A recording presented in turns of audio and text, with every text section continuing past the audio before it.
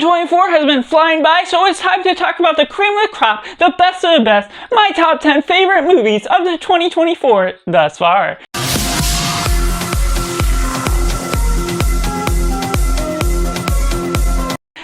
Welcome to Cinema, where we focus on a film. I'm Josh, this is Simply Cinema. Let me know down in the comments below which is your favorite movies of the year thus far. Be sure to like this video, subscribe if you're not ready to join in film culture community where we talk about the love of cinema as a whole. But going into the last place, we have Kingdom of the Planet of the Apes. The cultural introspection of all these characters is great and interesting. I went into the series for the first time this year, and it builds up a compelling universe and just going off as a sequel to the trilogy we got from Caesar. Decades later,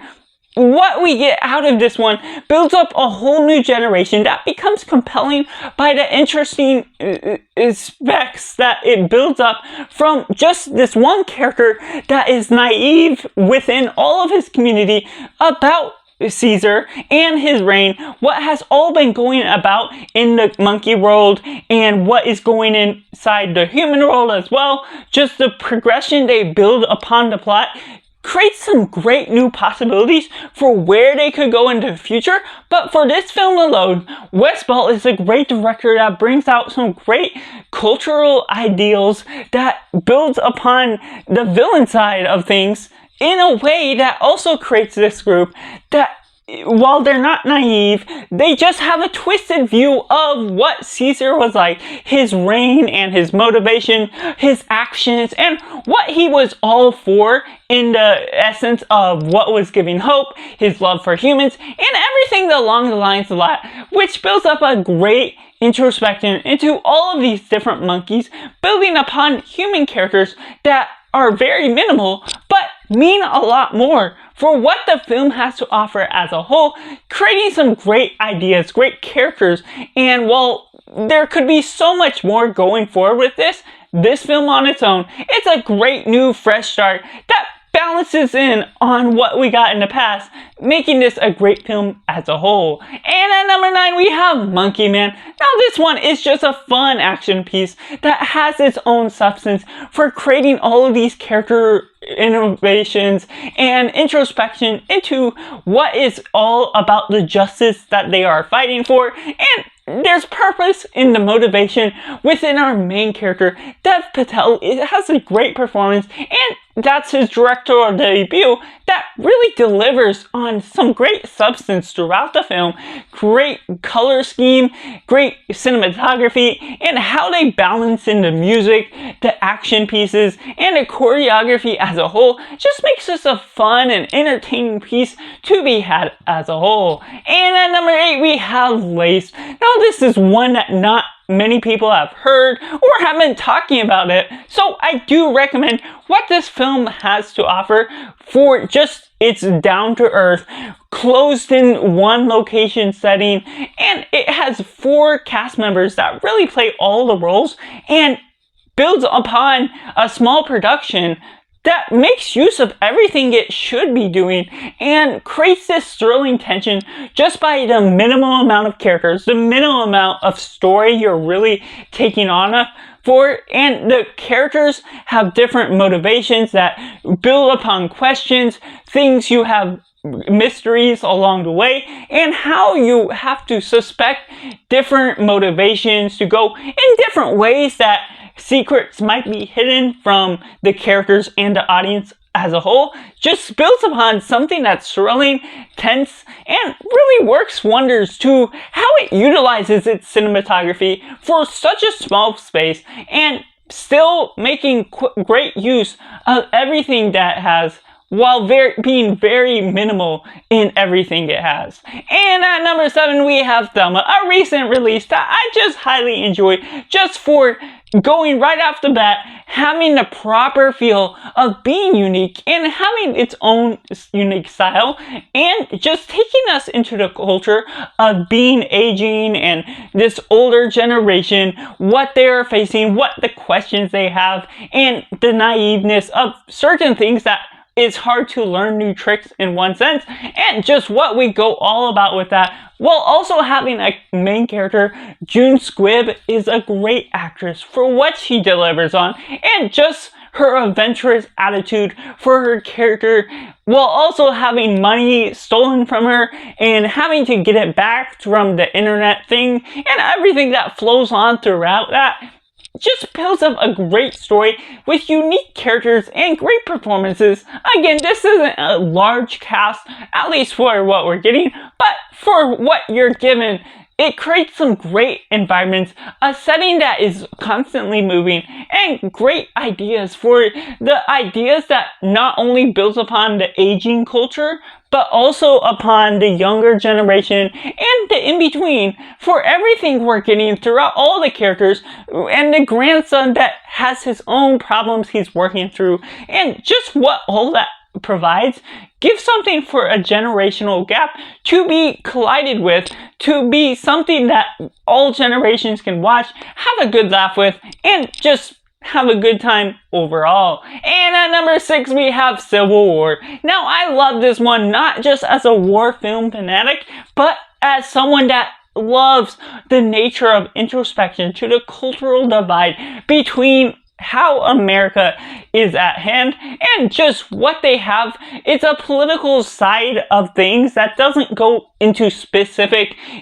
ideas that are based on real life. It doesn't feel too horrible with what it's doing. You don't have a reason or ideal of why this war has started, and that's what makes it even that much more greater, because you're going and following a war photographer that's trying to learn more about these things and trying to get the best shots in what she's going through, and you're having a juvenile amateur photographer, as well as these other characters that build upon the tension along the way, and great scenes that are constantly moving in the same way, and just creating great tension, great dramatic roles with the surrealistic ideas. Alex Garland, one of my favorite directors for all of the films he's given, and still thus far,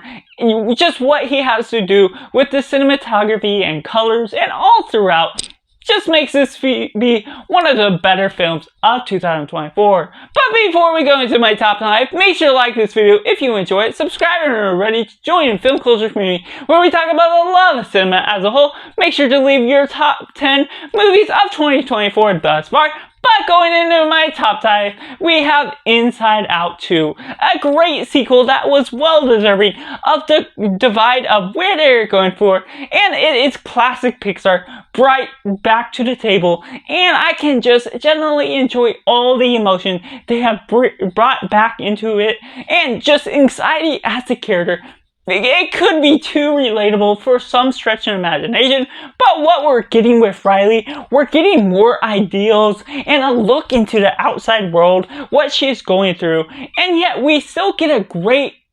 pacing with its editing, going back and forth, inside and outside the mind. It's somewhat repetitious of the original, but to its own substance. It builds upon the cast of characters that means so much for the world of Inside Out and fixes problems that I felt there's too minimal amount of emotions within the first film that is answered well and done effectively within this film, that I can generally enjoy the essence of the world and the brain that is building upon Riley's brain, where we're getting this colorful cast, this great animated feature that really builds upon itself in emotional ways. But at number 4, we have Abigail. Now, this is one many disregarded for the own feature of being spoiled within the very own promotional material provided. I was not one of those people that was really spoiled at all or wasn't paying attention when that came to me, and therefore the monster that is within this creature and within this movie was a huge surprise, which created a great build-up for the story as a whole. And leading up to that, just these people that don't know why they have to kidnap this girl and keep her at ransom for 24 hours just does so much for the film, having not known about it especially. And so what that all progresses flowing on throughout afterwards, after the big reveal, it delivers on so much substance to the nature of a horror film, a vampire flick that has its bloody substance that it needs, and creating all these tensions, all these motivations, and interesting dives into each character that may not be fully fleshed out, but has enough for each one that questions where the story is really ultimately heading as a whole. And at number 3, we have Hitman, one about a hitman that's not really a hitman because he's undercover as a cop, and the way this Netflix original flows is just great for the introspection of Richard Linklater's direction. What he has to have as a film 22 films in is still grand, and what we have flowing with it is just great for the nature of what's provided, for the performances, and all throughout the ideals and just the question of morality that you could have for some of the action taking place